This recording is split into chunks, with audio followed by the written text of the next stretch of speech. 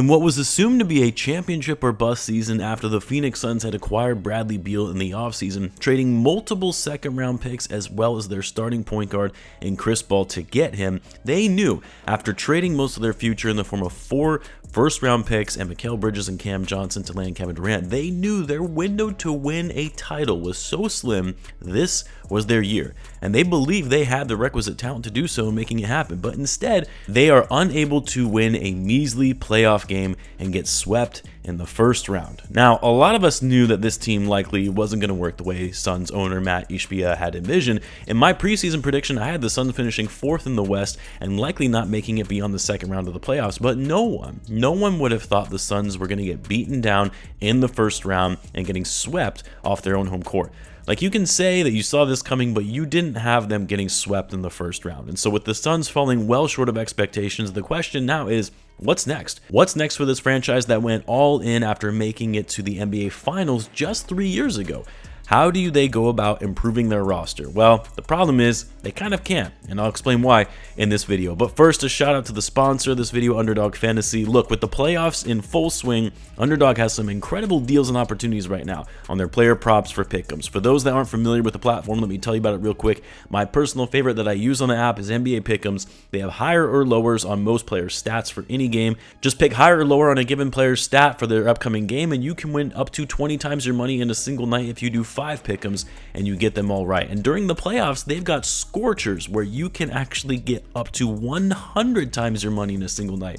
And guys, they're offering viewers of this channel an exclusive offer. If you use the promo code AND1HOOPS, all one word, you'll get your first deposit doubled up to $100. Who doesn't want free money? It's really that easy. Also a great way to support the channel. I'll leave a link to the site and the code in the description as well as the pinned comment if you're interested. Now, when the Phoenix Suns got absolutely embarrassed on their own home court in Game 7 of the Western Conference Semis against Luka Doncic and the Dallas Mavericks, this after having finished with the best record in the NBA, coming off a season in which they were just 2 games away from their first NBA championship, a season where they were favorites to win the title going into the playoffs that year, and then to get absolutely destroyed in that Game 7 where the game was already over by halftime. The Suns knew they had to do something. That was an unacceptable way to go out in the 2022 playoffs as the #1 seed, and they could not let it happen again. So what did they do? Well, first of all, they got a new owner, not because of the team's performance, but all their off-court issues that forced him to sell. Ishbia comes in, and they make the biggest change of the trade deadline in 2023 by landing Kevin Durant, who wanted out of Brooklyn.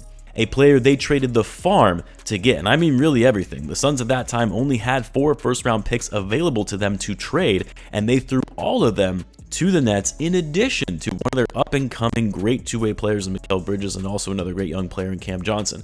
Talk about mortgaging your future to try and win a title right now. And look, don't get me wrong, it's Kevin Durant, one of the greatest players in the league, the greatest scorer of this generation.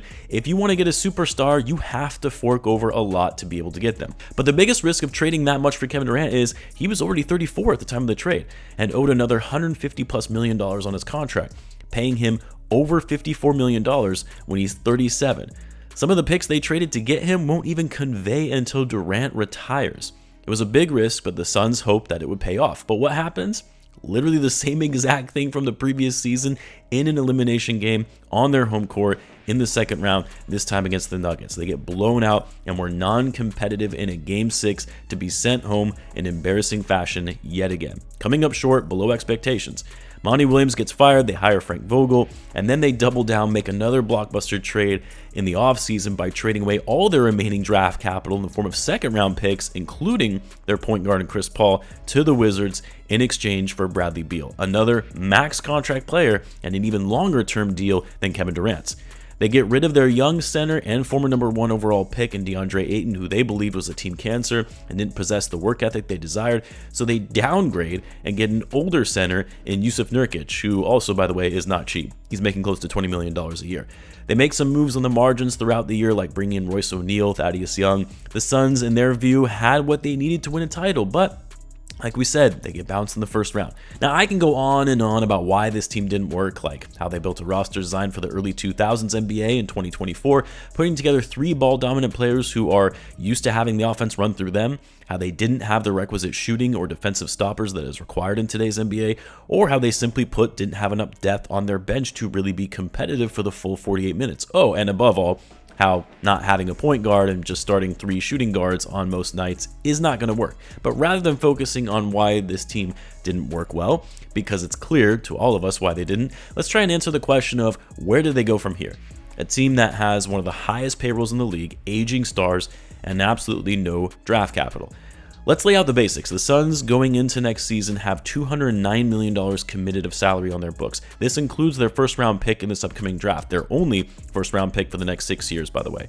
Now, some of those are player options and team options for some of their lower paid players like Josh Okogie, Eric Gordon, Damian Lee, guys who were on mid-level deals. So there could be some cap relief there if these players don't pick up their player options and look to go elsewhere, but that's really not going to make much of a difference from a cap asset perspective when 3 players are making over $150 million next season alone, which I mentioned in my last video is the total of 14 teams' entire payroll going into next season, which is just insane. And actually, to make it more ridiculous, you add Nurkic's salary to the big 3. That's $170 million between the 4 of them.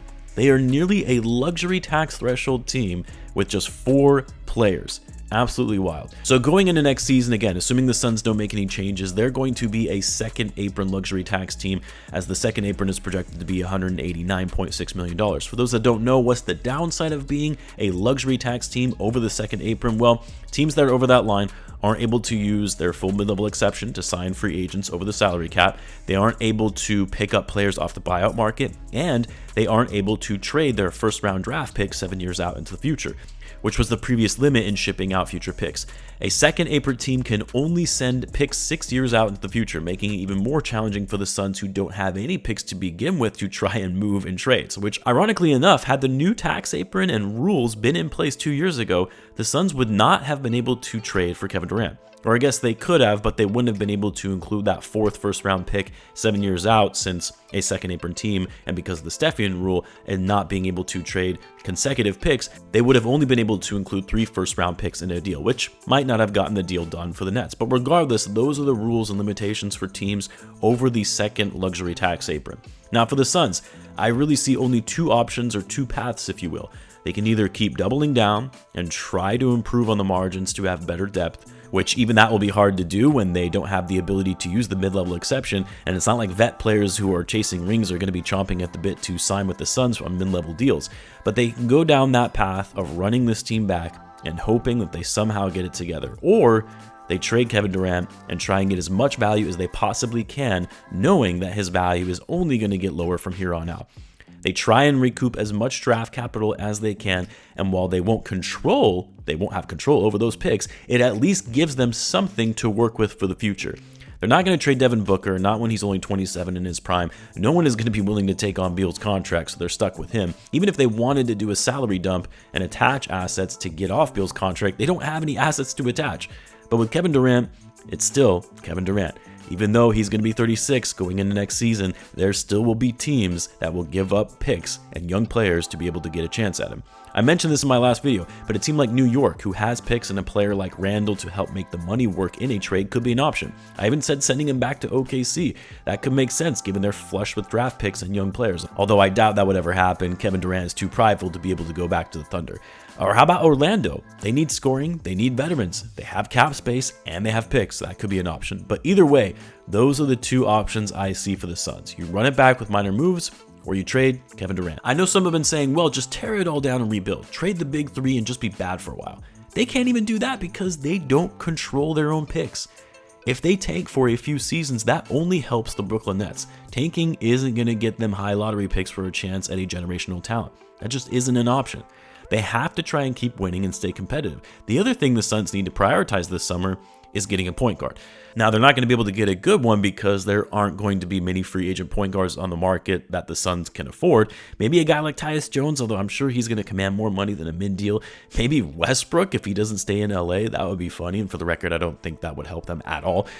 Dinwiddie, maybe, but again, I don't think that these guys really move the needle for them in the backcourt. They could try and get creative and move Nurkic for a more established point guard, but again, not a lot of teams are going to want to take on Nurkic's contract when he's about to turn 30. I don't suspect there are going to be a lot of teams looking for a center and consider Nurkic to be an upgrade over what they currently have and will throw over a starting point guard for him. Yeah, maybe they try and package Royce O'Neal in a sign and trade, but yeah, I don't see many options for this team going into the offseason. They've really backed themselves into a corner and have very few avenues to get out. Vogel's likely going to get fired. That was a bad hire to begin with, but even bringing in a new coach isn't going to solve the problem. There has been reports that things have been a bit of a mess since Ishbia took over, as he doesn't really know what he's doing, is too involved in big decisions and not letting the front office do its job. It's just a bad situation the Suns have found themselves in overall. A franchise that has been horrible for so many seasons finally got their way out of the bottom and moved to the top quickly, and moving to the top so fast might be their undoing and setting this franchise back for years to come. But let me know what you guys think. What do you think the Suns should do this summer? Let me know in the comments. As always, be sure to subscribe, and I will see you in the next one.